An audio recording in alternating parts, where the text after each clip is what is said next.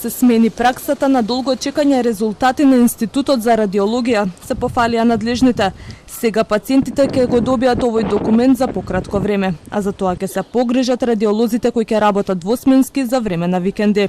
Во регионот Македонија е земја со најкратко време за издавање резултати. Оптимист министерот за здравство. Треба да кажеме дека секогаш чекањето во Македонија е многу помалку отколку државите кои се околу нас, а да не збориме за другите европски држави, така да бидеме и коректни да го кажеме и ова. Но проблемот не е во европското чекање резултати, туку во тоа што нема доволно радиолози во земјава и лекари кои ги читаат резултатите.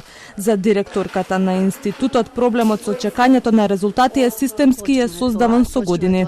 Моравме да направиме една внатрешна реорганизација со постоечкиот кадар.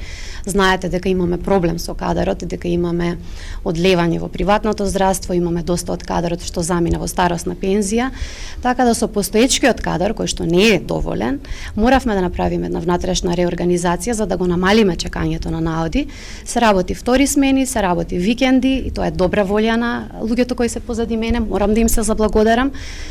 Доста расчистивме од заостанатите наоди, имаме уште малку работа за да застанеме на здрави нозе и да се организираме поинаку. На чекање и новата компресорска станица. Здравство денеска распише и втор тендер за набавка на станица за компримиран воздух во клинички центар. Откако на првиот не се пријави ни една фирма и тој пропадна.